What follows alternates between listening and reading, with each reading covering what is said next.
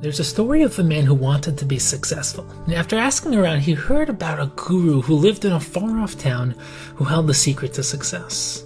So he immediately set off to find him, and after weeks of searching, he finally tracked him down and knocked on his door.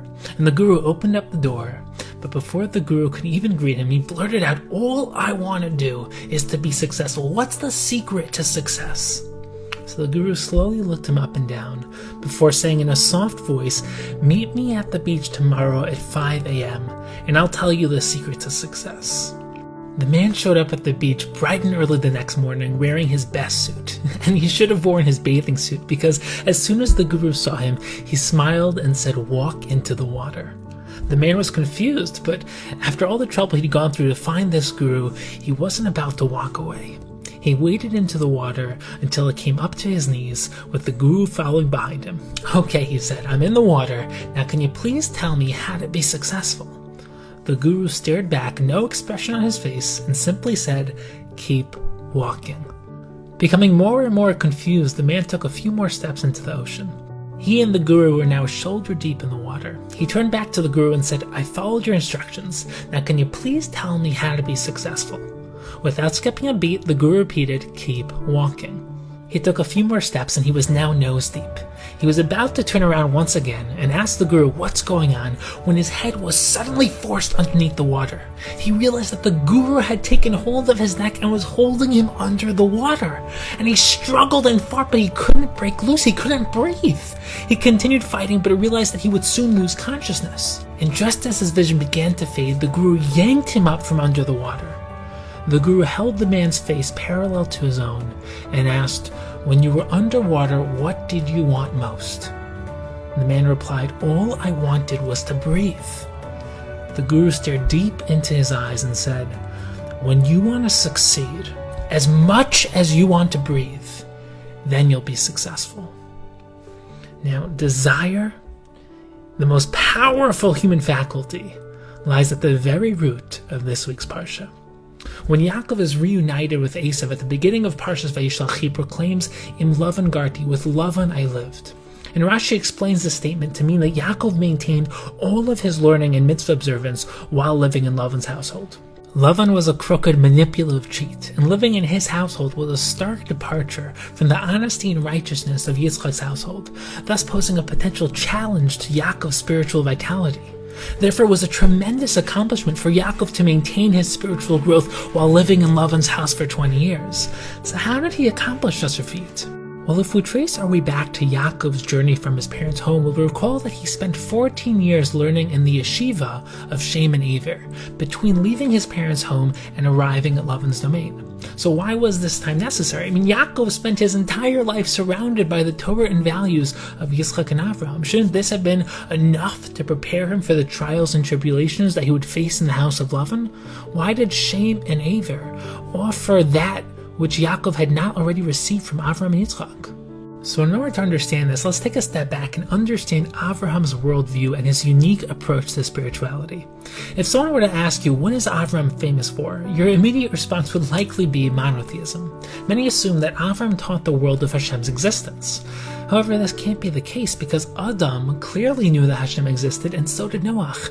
And Noach lived just a couple generations before Avraham. And even if you want to say that people forgot in the time between Noach and Avraham, we know that's not true because Shem and Aver were alive before Avraham, and they were teaching Torah. So if Avraham was not the first to teach of Hashem's existence, then what did he introduce to the world? So some suggest that while Shem and Aver learned Torah, they did so in isolation, removed from society. So Avraham was the first to openly teach of Hashem's existence to the world, while Shem and Aver did so privately. So in a sense, Avraham was the first Baal Kiruv. He was the first to bring Torah to the masses. And while this may be true and is indicative of Avram's nature of being a Baal Chesed, someone who does acts of love and kindness, there's another layer to this profound topic. In order to understand Avram's unique worldview, we have to take a step back and study different spiritual perspectives. Because most spiritual schools of thought are focused wholly on the spiritual. They view the physical world as lowly and dangerous. They therefore claim that the physical should be avoided to the greatest extent possible. In order to live a spiritual life, you have to escape the physical. You have to completely reject your physical nature. Therefore, spiritual systems such as Buddhism prescribe meditation, abstinence, and suppression of any hint of physical desire. In such a system, the ideal is to sit isolated on a mountaintop and meditate on your navel.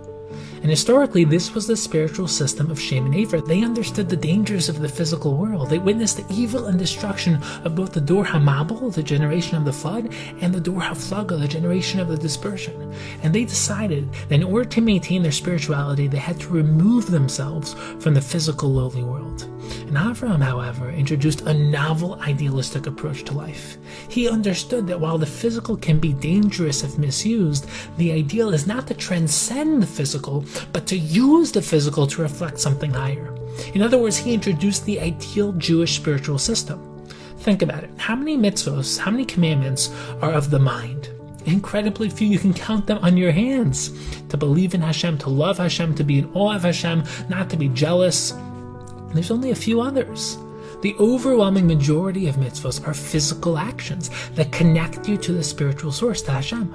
The act is physical, while the intentions and mindset have to be infused within it. We eat matzah, shake a lulav, blow shofar, and wear tefillin. These are all actions, all physical.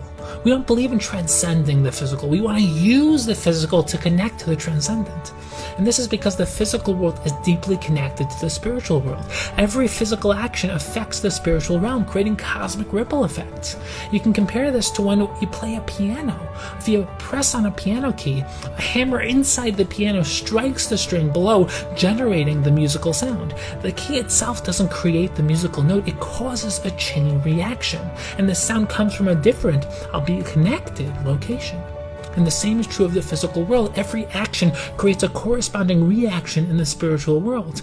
In essence, our physical world is like an upside-down puppet show. When a puppeteer pulls the strings from above, he causes the puppets to act down below. When we do physical actions in the physical world, we create cosmic change in the spiritual realm above. And this is what Avram introduced to the world. And we can now understand what Yaakov gained from learning with Shem and Aver. While Avram represented a spirituality deeply connected to the physical world, Shem and Aver represented a spirituality which transcends this world. And a spirituality that Yaakov needed to connect to before continuing on his journey. Because Yaakov was about to enter a spiritually hostile environment, Lavan's domain, an environment contradicting everything Yaakov knew and stood for. While Yaakov stood for truth, Lavan was a man of deceit, one whose speech did not reveal any higher inner truth. Just as Lavan's words were disconnected from any higher truth, Lavan served to disconnect the physical from the spiritual. So in order to protect himself and his spiritual growth during this phase, Yaakov needed to learn from those who had succeeded in such hostile conditions. Shem and Aver experienced the evils of both the Dor HaMabul and the Dor HaFlaga, and had built a system of learning which protected themselves from such challenges, a Torah which was disconnected from the challenges of the physical world. While Yaakov had already embraced Avraham's Torah and ideology, he also needed some time with Shem and Aver in order to succeed in the next stage of his journey. Each provided something essential to Yaakov's development. And Yaakov was only able to succeed in his mission because he desired it with every fiber of his being, bringing us right back to the introductory story. Rashi quotes the Midrash saying that not once during his entire 14 years of learning in the house of Shem and Aver did Yaakov go to bed. Every night he would fall asleep at his seat, immersed in Torah and spiritual growth. Yaakov wanted this. He lived this. He became this.